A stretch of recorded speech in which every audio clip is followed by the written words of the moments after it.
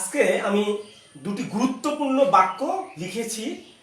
এই বাক্য দুটো কিভাবে ইংরেজিতে ট্রান্সলেট করব এবং কোন নিয়ম অনুসারে এই ট্রান্সলেটগুলো করা যায় সেইটাই আজকে আমি বলার চেষ্টা করব। আপনারা ভিডিওটি শেষ পর্যন্ত দেখবেন। আমি দুটো বাক্য লিখেছি। প্রথম বাক্যটি হচ্ছে আমি, তুমি ও সে সৎ। দ্বিতীয় বাক্যটি লিখেছি আমি, তুমি ও সে অসৎ। এইটার কথা হচ্ছে যে এখানে একাধিক পার্সন রয়েছে, ভিন্ন ভিন্ন পার্সন। আমি হচ্ছে ফার্স্ট পার্সন, তুমি সেকেন্ড পার্সন এবং সে হচ্ছে কি পার্সন, থার্ড পার্সন।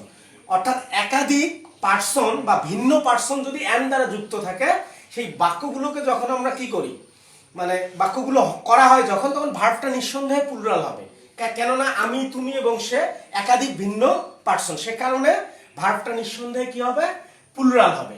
আর এই যে আমরা যে আমি, তুমি এবং সে লিখেছি, তার মানে এই ট্রান্সলেশনটা যদি আমি নর্মালি করি, তাহলে আমরা অনেকে এইভাবেই করব যে আই, ইউ অ্যান্ড হি, এভাবেই করব।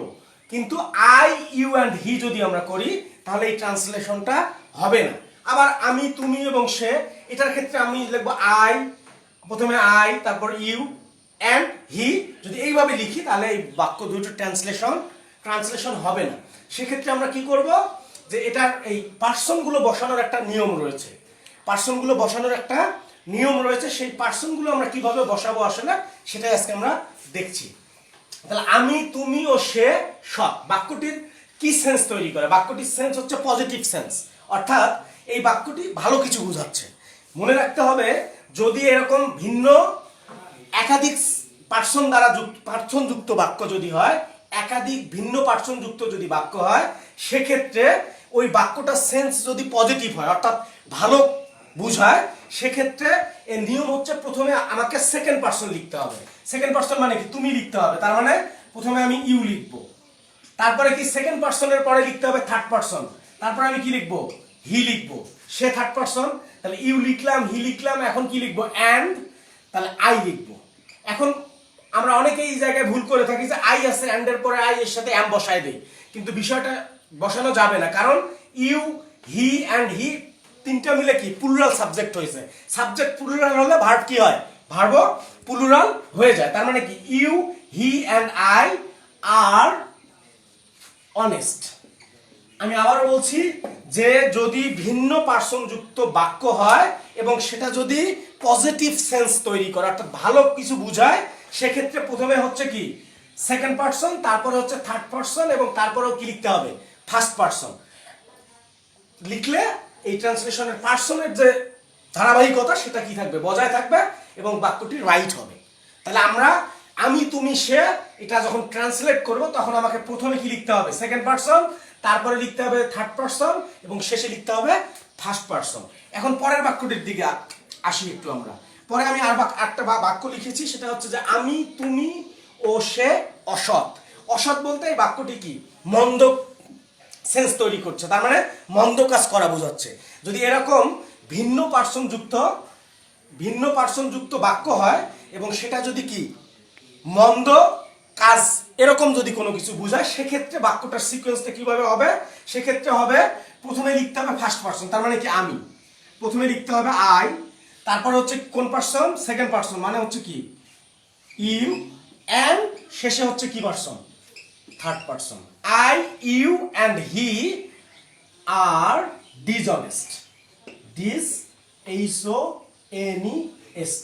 ডিসঅনেস্ট মানে কি আমি, তুমি ও সে অসৎ। আমি, তুমি ও সে অসৎ। তাহলে কি বললাম, যে ভিন্ন পার্সন যুক্ত যদি বাক্য হয়, সেক্ষেত্রে যদি সেই বাক্যটার সেন্স পজিটিভ হয়, সেক্ষেত্রে প্রথমে সেকেন্ড পার্সন, তারপর থার্ড পার্সন এবং পরে কি লিখতে হয়, ফার্স্ট পার্সন লিখতে হয়।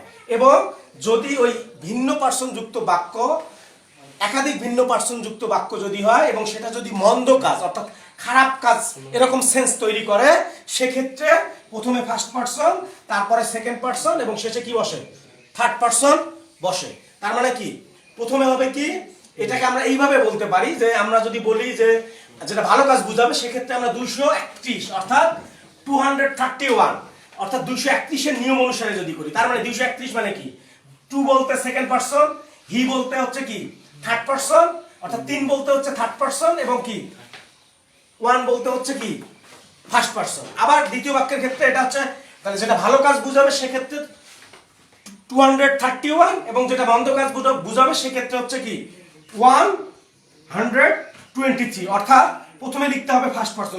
1 বলতে কি, 1 বলতে ফার্স্ট পারসন, 2 বলতে সেকেন্ড পারসন, 3 বলতে থার্ড পারসন। আমি আবারও বলে দিচ্ছি একটু মনে রাখার জন্য, আপনারা এটা মনে রাখতে পারেন, যদি ভিন্ন পার্সন যুক্ত বাক্য হয় সেক্ষেত্রে যদি আমরা যেটা ভালো কাজ বুঝাই সেক্ষেত্রে আমরা 231 অর্থাৎ 231 এই নিয়ম ফলো করতে পারি। তার মানে 231 মানে হচ্ছে 2 বলতে কি সেকেন্ড পারসন, 3 বলতে থার্ড পারসন, 1 বলতে ফার্স্ট পারসন। এবং যদি সেটা মন্দ কাজ বুঝায় সেক্ষেত্রে আমরা 1 বলতে ফার্স্ট পারসন, 2 বলতে সেকেন্ড পারসন আর 3 বলতে কি থার্ড পারসন, এই অনুসারে করতে পারবো। আশা করি আজকের যে বিষয়টি আমরা যে বিষয়টি পড়লাম আসলে সেটা অবশ্যই আপনারা যদি ভিডিওটি শেষ পর্যন্ত দেখে থাকেন নিশ্চয়ই বুঝতে পেরেছেন। আপনাদের সবাইকে অসংখ্য ধন্যবাদ।